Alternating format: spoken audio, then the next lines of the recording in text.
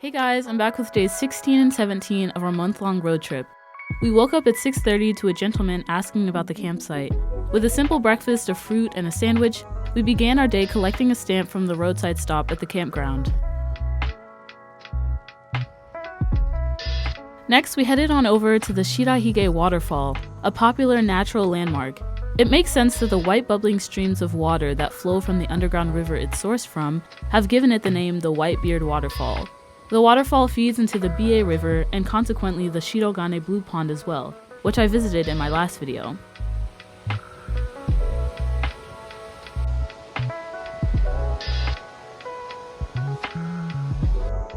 After that, we drove to Fudo no Taki, a nearby waterfall with a calming trail leading to it, and a couple of statues where people had made small offerings.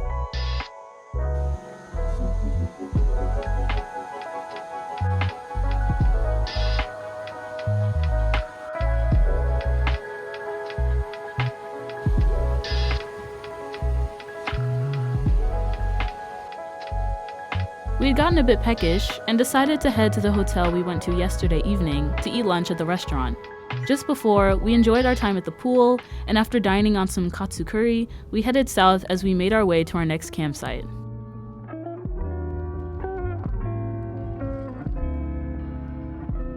The drive from Biei to the upcoming roadside stop in Minami Furano took about an hour and provided plenty of gorgeous shots of the towering mountains of the countryside.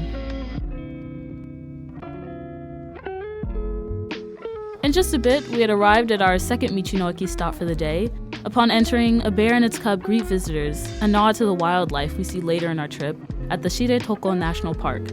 As per usual, we get our stamp, and in this instance, I give the child I'm au pairing a chance to put the stamp in the book. As we inch our way closer to the eastern side of Hokkaido, we were reminded more often about the increasing presence of bears through products like this bear bell, designed to keep them at bay. Interestingly enough, my host mom and I also came across ocarinas, which are a type of vessel flute. After buying some warm drinks and regional snacks for the road, like this blue honeysuckle cider, we continued on our way. Shortly after, we stopped at a conbini to buy dinner before bunking for the night. I wanted to include this footage just to give you a sense of what kinds of things you can buy at convenience stores in Japan, like boiled octopus, whelk, and in this instance, even Okinawan pig ears. From there, we drove about 45 minutes or so and came to the hotel parking lot where we'd be staying for the night. The next day, we ate breakfast in the hotel dining room, got ready at the onsen, and then walked on over to another Michi-no-eki, which was stationed right across the street. Along with a cafe, bakery, dog park, and fully equipped spa, this Michi-no-eki had a lot to offer, in addition to a variety of goods. I was surprised to see a Toys R Us store, seeing as how they don't have as huge a presence in the US anymore. Just a short 15-minute drive away, we came to the next roadside stop in Otofuke, a sleepy town with loads of shrines and observatories for viewing nature. Despite being only halfway through our road trip, my stamp rally book had already amassed at least 20 or so stamps.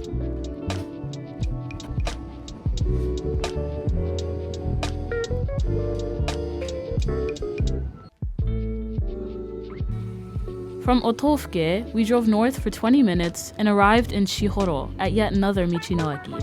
While I've mentioned this probably in one of my very first videos in the series, the implication of roadside stops began in 1993 in Japan and mostly act as government-certified public facilities that provide info about the surrounding area. As well as lending their services and spaces to the locals during times of natural disasters, they are also hotspots for fresh, regional produce, artisan products, and provide an oasis of sorts for travelers on otherwise lengthy trips.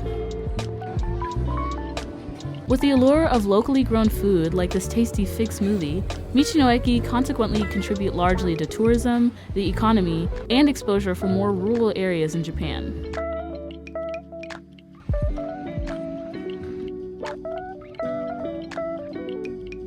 In otherwise more secluded areas, it was an interesting change-up to come across their local Michi-no-eki with strikingly modern components and an array of restaurants, cafes, and food, along with the added fun of each roadside stop being distinct from the last.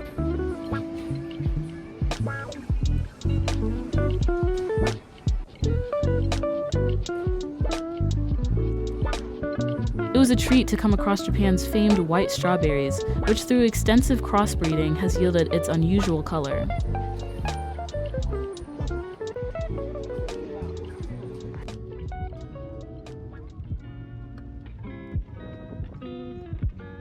At the next roadside stop, we learned that it relocated to a new location about 10 minutes away. There we got another stamp for the book, saw souvenirs plastered with Chiharu Matsuyama, a folk singer born in Ashoro, as well as the remnants of the train station the roadside stop was remodeled from. Outside, we happened to come across a small demonstration with monkeys and their trainers, putting on a show for families and spectators visiting the Michi no Eki.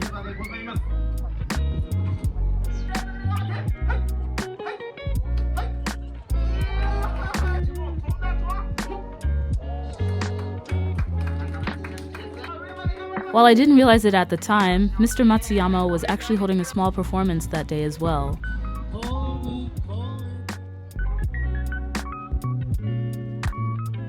Next up, in our last Michi no Eki of the day, is 15 minutes south of Ashoro in Honbetsu.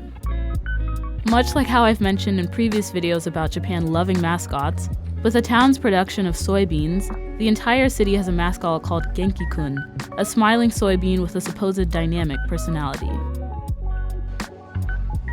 Along with other cool and cute trinkets, we checked out the store, seeing Genki-kun's smiling face branded on a variety of souvenirs and merchandise.